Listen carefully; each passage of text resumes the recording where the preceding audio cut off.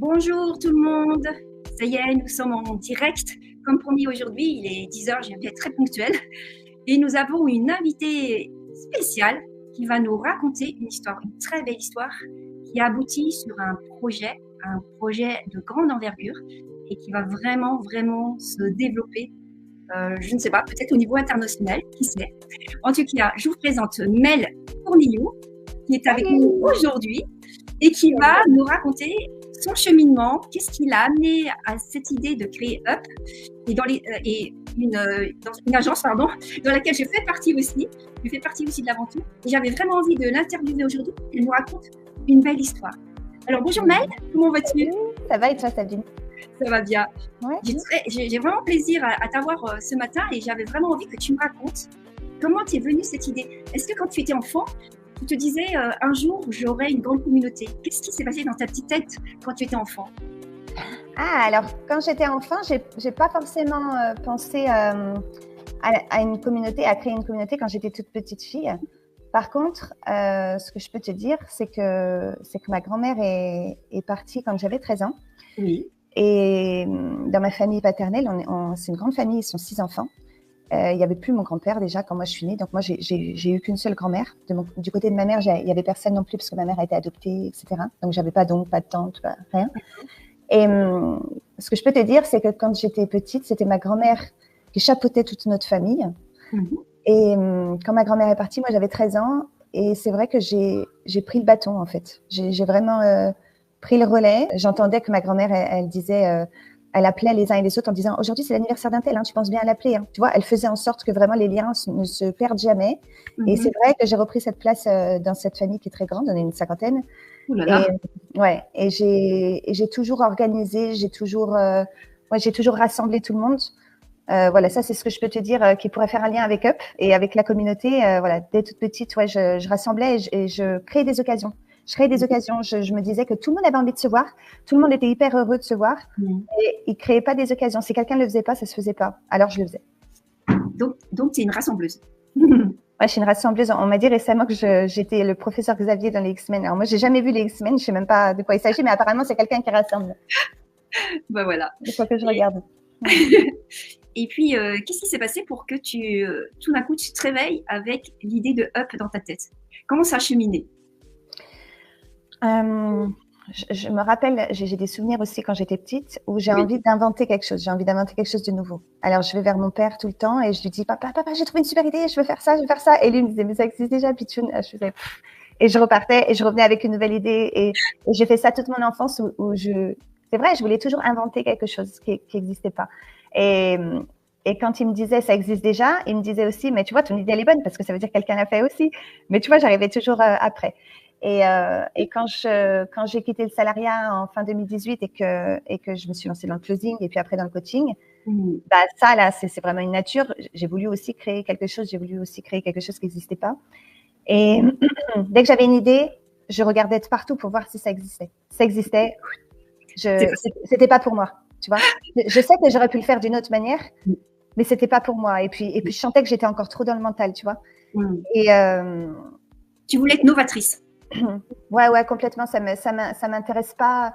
Mon but à moi, c'est d'apporter quelque chose qui n'existait pas encore. Sinon, je suis pas vivante vraiment à 100%. Tu avais envie d'exprimer vraiment qui tu étais au travers de cette idée-là. Alors que si tu prenais une idée et même si tu la modifiais, c'était pas toi. Et en fait, là, tu as envie de t'exprimer au travers de ton projet. C'est bien ça que j'ai compris? Oui, et puis je me rends compte d'une chose, c'est que dans l'entrepreneuriat, surtout dans notre milieu à nous, tu as vraiment le côté créa, tu vois, et le côté exécutif.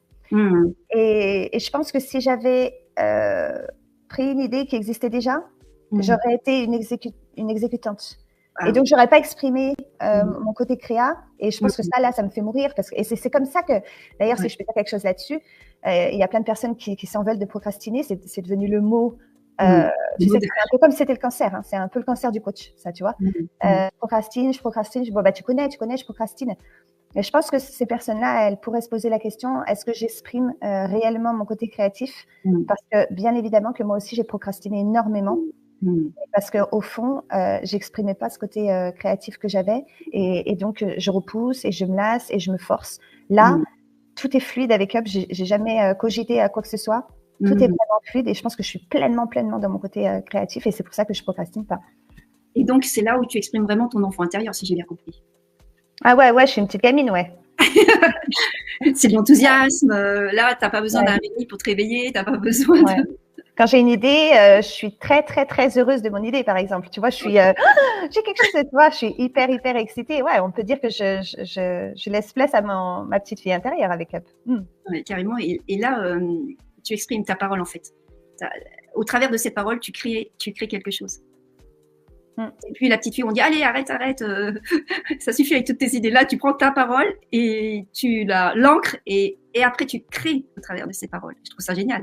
Ouais, c'est vrai que c'est très fluide et tu vois, les enfants ne se posent pas de questions. Les enfants sont pas dans le mental. Tu leur poses une question, ils mettent pas 3 ans à te répondre. Oui. Et c'est vrai que je suis assez comme ça là avec Up. J'ai vraiment l'impression que j'ai posé cet outil, tu vois, du mental. Moi, j'ai toujours dit que c'était un peu comme un marteau, le mental, tu vois, que c'était vraiment un outil. Puis tu avais le choix de le laisser sur la table ou de l'utiliser. Et c'est vrai que pendant ces 5 ans d'entrepreneuriat, j'étais tout le temps au marteau, moi. J'étais tout le temps au marteau. Et là, je vois ce marteau, en fait, qui est posé sur la table. Je le fais complètement sans. Et puis, de temps en temps, ça m'arrive de prendre mon marteau pour quelque chose qui mérite de le faire, mais je sens réellement avec Up que je suis en train de choisir, à me dire, je l'utilise ou j'en ai besoin ou j'en ai pas besoin. C'est génial, ça. Donc, ça veut dire que tu utilises ton mental pour recadrer. Ouais. J'utilise mon mental quand... Mais tu sais, il y a des choses qui sont vraiment liées au mental. On ne les fait pas avec la créa, en fait. Il y a des choses où il faut réfléchir. Il y a des choses où il faut anticiper certaines choses. Ouais. Si on n'était que dans de la créa, on pourrait prendre le risque de se casser la figure ou d'aller trop loin ou d'aller trop vite, etc. Donc, c'est bon. J'ai appris que avec Up, là, j'ai vraiment appris que, waouh, quelle chance j'ai d'avoir un petit cérébral là qui vient m'aider quand j'en ai besoin. Ouais.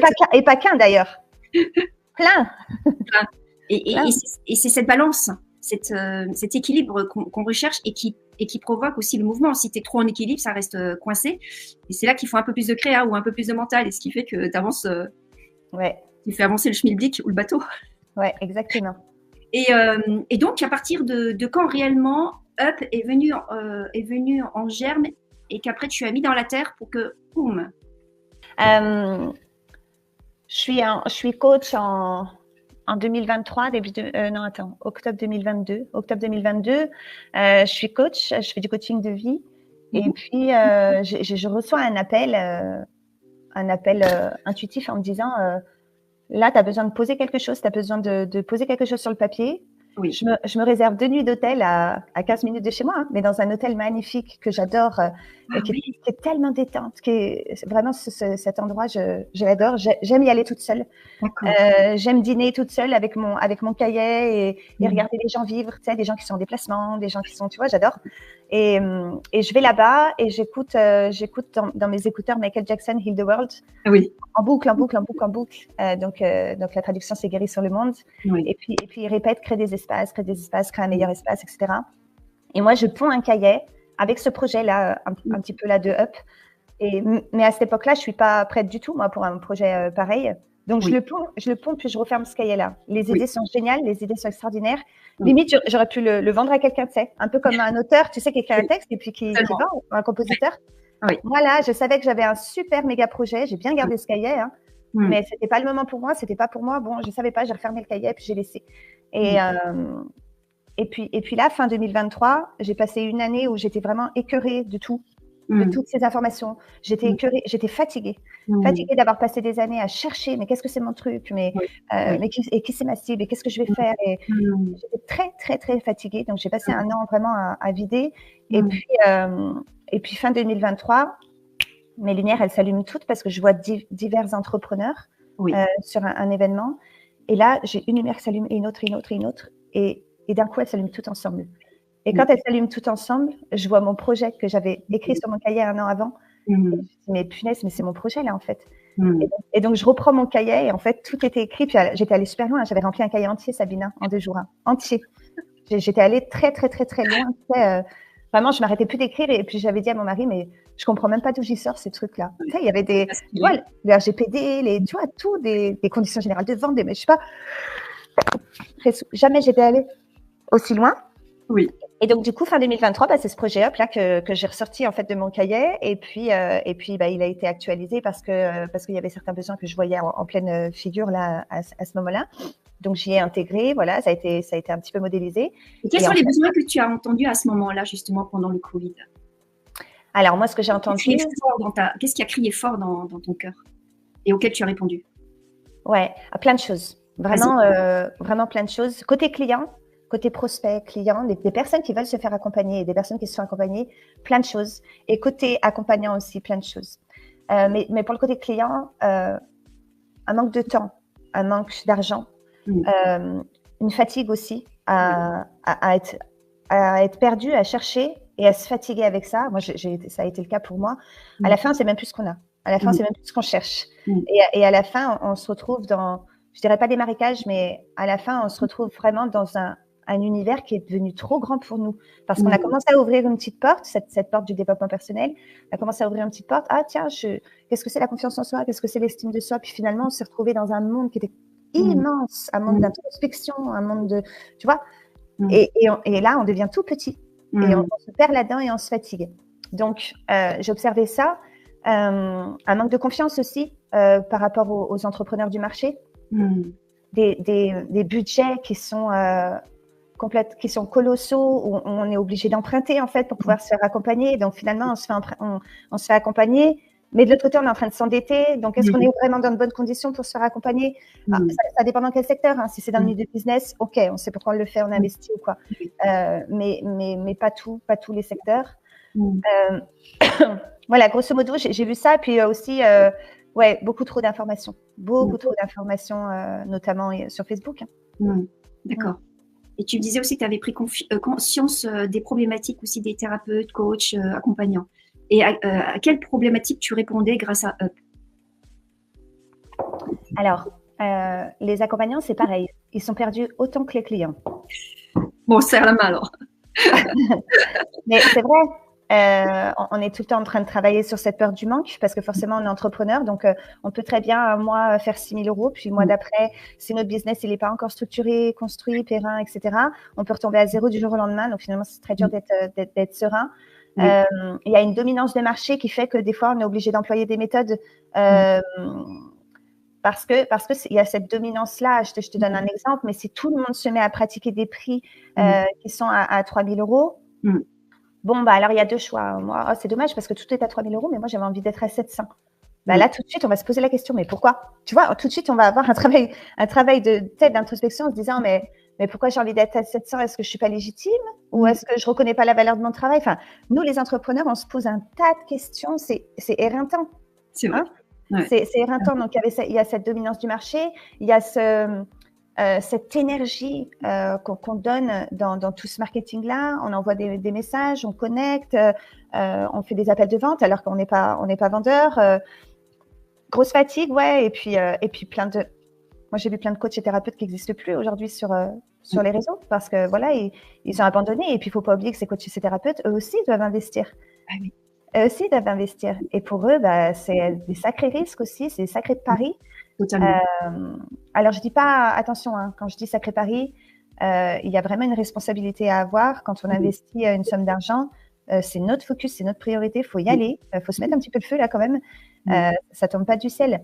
Bien sûr. Mais c'est vrai que il faut bien s'adapter. Il y a des personnes qui arrivent à faire ça très facilement et puis il y en a, c'est un peu plus dur. Et puis ces personnes-là, moi j'ai vu des personnes dépenser 15 000 euros dans l'année. Et puis finalement, elles n'ont plus d'activité en fait. Elles sont retournées, elles ont été obligées de retourner. Donc, et là, moi, je pense à des personnes comme ça en fait qui ont des enfants, qui ont un PMO, tu vois, je pense à ça. Moi, je pense pas à un business qui vient de capoter. Je pense qu'il y a une vie derrière ça. Il y a une vie de famille, il y a une vie de couple. Et moi, ça me heurte. Et oui. Ouais. Et justement, qu'est-ce que tu apportes au travers de Up par rapport à ces problématiques, par rapport donc aux professionnels et par rapport aux particuliers, puisque tu nous mets en lien quelque part. J'aimerais bien nous montrer qu'est-ce qui fait qu'il y a cette symbiose qui peut se mettre en place. Avec Up, mon but, c'était vraiment du gagnant-gagnant pour tout le monde. Je n'ai pas voulu créer quelque chose, bon, c'est sorti tout seul, mais j'étais tellement heureuse de ça. Je n'ai pas voulu quelque chose qui soit à l'avantage des clients, mais que, tu vois, ça l'était pas de l'autre côté et vice versa. Là, vraiment, ce concept de hub, c'est fait pour répondre à tout le monde. Et donc, on a mis en place différentes offres. Moi, j'ai des membres dans mon équipe, donc dont tu fais partie, où j'ai à cœur en fait de faire des choses pour elles, de les délester en fait de certaines choses. Le fait qu'on soit nombreux, j'ai créé un repère avec Up. Le fait qu'on soit nombreux, ça nous donne vraiment beaucoup de puissance, beaucoup d'impact. On a cassé cette concurrence. Ça, c'est important de faire switcher les esprits aussi là-dessus. Là, tu t'en rends bien compte depuis le début qu'on est chez Up. On a un soutien monumental de la part des autres membres de l'équipe. Et je pense que ça, là, j'ai pensé hier d'ailleurs à ça. Je me suis dit, punaise, mais il y a quelques mois, jamais on aurait montré des enregistrements de sessions à ses pairs, par exemple. Jamais on aurait fait ça. Et là, nous, on débriefe dessus. Carrément. Et ça, c'est génial. Ouais. Donc, vraiment, c'est cette union qui fait la force. Ça donne une force, je pense, vraiment extraordinaire. Il y a plusieurs membres de l'équipe qui ont repensé leur business, qui ont repensé leurs propositions, etc. Donc, c'est leur offrir de la visibilité, de leur offrir de l'impact, de leur offrir aussi une famille d'entrepreneurs, un beau réseau, mais un vrai réseau communautaire. Et puis, pour les personnes qui sont accompagnées, c'est leur faire gagner du temps et de l'argent. Aujourd'hui, on pouvait aller sur Facebook et puis on pouvait être inscrit dans peut-être 30, 40 groupes.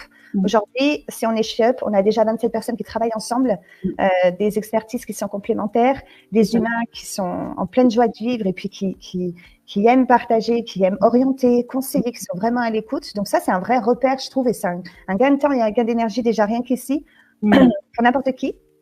Quand on rentre chez Up, on peut trouver des conseils et de l'orientation. Ça, c'est hyper important. C'est vraiment très, très rare qu'une personne se dise, bon, je sais que je dois travailler sur moi et je sais que moi, c'est l'énéagramme qu'il faut que je fasse ou alors les clés génétiques ou le human design. On ne peut pas matcher avec tout. Donc, c'est quoi? On a besoin de conseils à ce moment-là. Donc, c'est hyper important qu'on se connaisse tous vraiment. Et d'ailleurs, vous aussi, vous avez tissé des liens où vous pouvez référer aussi. Carrément, oui. Ouais, donc ça, c'est extra. Et vous avez tous été curieux de ça, d'aller aussi dans les sessions des autres pour dire, ah, tu fais ça, c'est super. J'ai pensé à une cliente, tiens, ok, je sais que si j'ai une cliente qui a ce besoin-là, je sais que je vais pouvoir l'envoyer vers toi. Donc ça, c'est vraiment top. Et maintenant, quelle est ta plus grande vision de Up dans son épanouissement? Voilà, quelle est ta plus grande vision? Dis-nous. Je vais faire une révélation là. Allez, fais-nous rêver. Maintenant, c'est très bien, tu nous fais déjà rêver, mais alors fais-nous encore plus rêver. Ok, on a pas mal d'entrepreneurs qui sont avec nous. Vraiment, nous, on va être là pour répondre à tous les besoins de l'entrepreneur. On a même du sport, on a de la danse, donc nous, on est tous sédentaires, on travaille tous à la maison. Bon, là, on va pouvoir faire une séance de yoga demain matin à 8h, et puis jeudi, on va pouvoir faire une séance de danse intuitive. Il y a vraiment le bien-être de l'entrepreneur sous toutes ses formes aujourd'hui chez Up. Donc, on explore le business, les émotions, le bien-être, le corps, etc.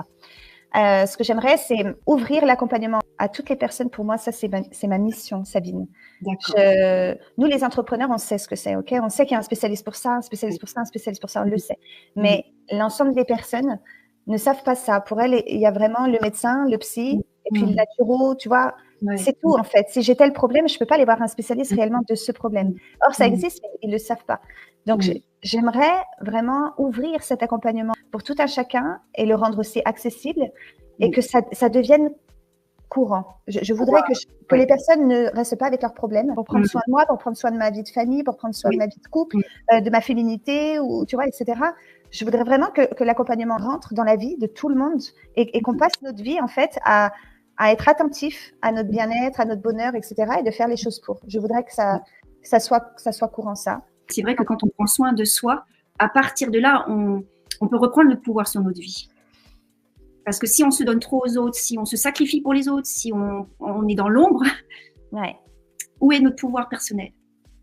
Oui, c'est vrai. Et puis, on n'a pas le réflexe aujourd'hui. Moi, je regarde, quand je parle des particuliers, en fin de compte, je parle de nos proches, de nos amis, de notre famille. Tu sais, tout le monde n'est pas entrepreneur sur Terre. Hein. Donc, voilà, tes anciens collègues de travail. On voit bien qu'aujourd'hui, si on leur parle de faire une session sur la cicatrisation émotionnelle ou sur libérer ton enfant intérieur ou un nanocercle, on ne sait pas de quoi, ils savent pas de quoi on est en train de leur parler. Là, c'est vraiment un jargon d'extraterrestre. Là. Moi, j'ai envie de normaliser ça. Tu vois, de le rendre vraiment accessible, mais sur plein de dimensions, accessible au niveau financier, mais accessible aussi en termes de langage. Et tu vois, Mm. Ah, je vois totalement ta vision et vraiment, j'ai envie d'y participer totalement. Ouais, et puis aussi, j'ai remarqué une chose, c'est que les particuliers, donc toutes ces personnes-là, elles n'ont pas l'habitude de se montrer vulnérables. Oui. Nous, on le fait à chaque occasion. Nous, on converse, on est vulnérable, et puis on a l'habitude de parler d'émotions, on Oui. a l'habitude de parler de sentiments, on peut éclater de rire et d'un coup, on peut partir en larmes. On vit comme ça, on vit comme ça. Mais je vois tellement de gens qui sont dans la rétention, dans la crispation, et puis tu sais, on camoufle tout et ils passent leur vie comme ça. Ouais. Et ben, je me dis, mais j'ai envie de leur montrer ce que c'est. J'ai vraiment envie de leur montrer ce que Mais c'est. la vie, si on lisse notre visage et pour dire ça va bien, il y a pas de souci. Mais c'est quoi la vie? La vie, elle est dans les expressions moins bien, bien, Ouais. explosé, implosé, et puis finalement on est vivant et c'est ça qui est chouette. Ouais. Et je voudrais que tu dises un mot de la fin pour résumer ce miracle. Est-ce que je pourrais dire que c'est un miracle? Un mot de la fin, mot de la fin. je pense que c'est le moment. Voilà, je pense que c'est le moment. Je pense que C'est le si moment. j'avais pondu ce projet l'année dernière et qu'il n'est pas sorti, c'est que c'était peut-être pas le moment pour moi et peut-être pas le moment aussi pour les autres. Et là, fin 2023, 2024, moi, j'ai senti que c'était le moment, mais pas que pour moi. J'ai senti que c'était le moment aussi pour le monde. Et donc, je suis bien heureuse de l'avoir fait et que vous y participiez tous. Un grand merci, Mel, pour Merci à toi. Vraiment cette analyse, ce développement d'une petite idée qui a germé un jour sur un cahier, qui a rempli peut-être 2 pages entières, hein, tu m'as dit. Un cahier, non? Un cahier complet? Mm. Oui, carrément. Et puis maintenant, l'envergure commence, on peut sentir hein, la substance, hein, c'est plus du subtil, c'est vraiment dans la matière, et c'est pas fini. Et c'est pas fini. Donc, vraiment, je voudrais inviter les personnes qui nous écoutent, que ce soit sur YouTube, que ce soit sur Instagram ou Facebook ou ailleurs, parce que je souhaiterais que cette vidéo, elle soit publiée pour que le plus de monde ait la possibilité de pouvoir prendre soin de soi. Donc, je vous envoie chez Mel. Il y aura le lien en commentaire pour pouvoir aller chez Up et contacter Mel pour qu'elle puisse vous guider dans le réseau, dans la communauté Up. Ouais, bienvenue à tout le monde. Prenez soin de vous. À très très bientôt et prenez bien soin de vous aussi. Au revoir. Merci Nathalie. Salut. Merci Mel.